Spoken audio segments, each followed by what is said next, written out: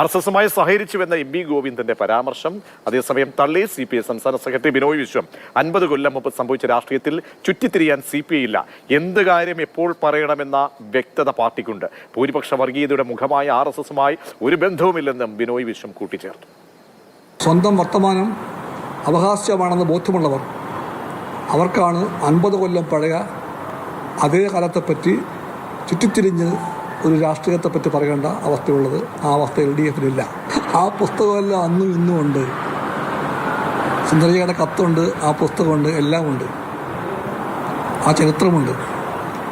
പക്ഷെ രാജ്യം, സംസ്ഥാനം, വോട്ടർമാർ നാളെ പോളിംഗ് ബൂത്തിലേക്ക് പോകാനിരിക്കെ 50 കൊല്ലം പഴയ രാഷ്ട്രീയം പറഞ്ഞുകൊണ്ട് ചുറ്റിത്തിരിയാൻ CPI ഇല്ല. LDF ആ വഴിക്ക് പോകാൻ പാടില്ല. പക്ഷെ എന്ത് കാര്യം എപ്പോൾ എങ്ങനെ പറയണം? ലൈബ്രറിയുണ്ട്, പുസ്തകമുണ്ട്, സുന്ദരിയുടെ കത്തുണ്ട്, അതെല്ലാം ഉണ്ട്. അതേപ്പറ്റിയുള്ള വിവാദത്തിന് CPI ഇല്ല. ഭൂരിപക്ഷ വർഗീയതയുടെ മുഖമായ RSSനോടും ന്യൂനപക്ഷ വർഗീയ പന്തിന് മുഖമായിട്ടുള്ള ജമാഅത്തെ ഇസ്ലാമിയോടും LDFന് ഇന്ന് എവിടെയും സംബന്ധമില്ല, സഖ്യമില്ല, യാതൊന്നുമില്ല. AK സ്റ്റെഫിൻ ചേരുന്നുണ്ട്. സ്റ്റെഫിൻ, തെരഞ്ഞെടുപ്പിന്റെ ഒരു ഘട്ടത്തിൽ നിൽക്കുമ്പോൾ പ്രധാനപ്പെട്ട തെരഞ്ഞെടുപ്പ് ദിവസത്തിന് തൊട്ട് തലയിൽ നടത്തുന്ന ഈ ചർച്ചകൾക്ക് ഒരടിസ്ഥാനവും ഇല്ല. അതായത് അതിന്റെ അപകടാവസ്ഥ CPI നേതൃത്വം മനസ്സിലാക്കുന്നുണ്ടോ? ബിനോയ് വിശ്വത്തിന്റെ ശക്തമായ ഒരു ഓർമ്മപ്പെടുത്തലാണോ ഇപ്പോൾ വരുന്നത്? സ്റ്റെഫിൻ,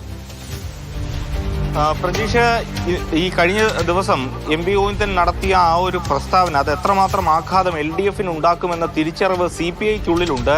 ഇന്ന് തെരഞ്ഞെടുപ്പിന്റെ തലേ ദിവസമാണ്. അതുകൊണ്ട് തന്നെ കൂടുതൽ ഒരു പ്രതികരണത്തിലേക്ക്, വിമർശനങ്ങളിലേക്ക് ഏതായാലും CPI കടന്നിട്ടില്ല എങ്കിൽ പോലും കൃത്യമായൊരു മറുപടി നൽകുന്നുണ്ട്. പ്രത്യേകിച്ചും എം.വി. ഗോവിന്ദനെ തള്ളിക്കൊണ്ടുള്ള ഒരു നിലപാട് തന്നെയാണ് CPI സംസ്ഥാന സെക്രട്ടറി ആയിട്ടുള്ള ബിനോയ് വിശ്വം സ്വീകരിക്കുന്നത്.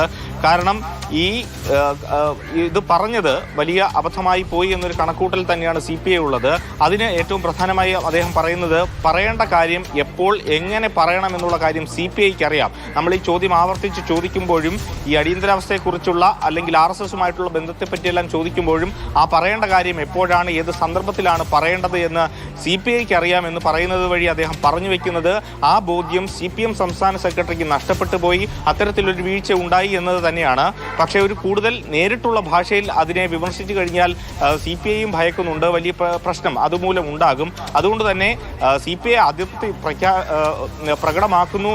അതുകൊണ്ട് തന്നെ CPIM സംസ്ഥാന സെക്രട്ടറിയുടെ ഭാഗത്ത് നിന്ന് അതിനെ ന്യായീകരിച്ച് മുന്നോട്ട് പോകുന്നുണ്ടോ എങ്കിൽ പോലും കാര്യങ്ങളൊക്കെ സുന്ദരയുടെ കത്തും മറ്റ് അന്നത്തെ സാഹചര്യങ്ങളൊക്കെ തന്നെ സമ്മതിക്കപ്പെടുന്നു. അതെല്ലാം ശരി തന്നെ. പക്ഷേ ഇതൊരു അനവസരത്തിൽ ഇത് ചർച്ച ചെയ്യപ്പെടേണ്ടതില്ല. CPI സംബന്ധിച്ചുള്ള എവിടെയാണ് എപ്പോഴാണത് പറയേണ്ടത് എന്നൊക്കെയുള്ള ബോധ്യം ഉണ്ട് എന്നൊരു ശക്തമായ ഒരു അടിവരയിട്ടുള്ള ഒരു മറുപടിയാണ്. അപ്പോൾ അതൊരു താക്കീതെന്ന നിലയിൽ വേണമെങ്കിൽ നമുക്ക് വ്യാഖ്യാനിക്കാവുന്നതാണ്, അല്ലെങ്കിൽ ഓർമ്മിപ്പിക്കുക, ഒരു മുന്നറിയിപ്പ് എന്ന നിലയിൽ.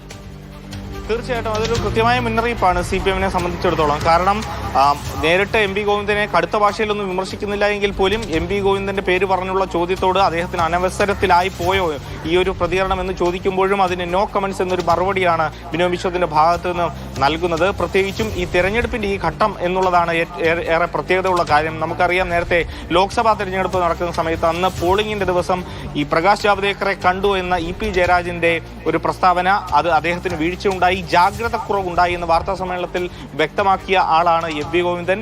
അങ്ങനെ ഒരു സംസ്ഥാന സെക്രട്ടറിയുടെ ഭാഗത്തു നിന്നാണ് ഇത്തരത്തിൽ ഒരു അനവസരത്തിലുള്ളൊരു നിലപാട് പറച്ചിൽ അതുണ്ടായിരിക്കുന്നത്. അത് വലിയ തോതിൽ CPMനുള്ളിലും മുന്നണിക്കുള്ളിലും വിമർശനത്തിന് ഇടയാക്കുന്നുണ്ട്.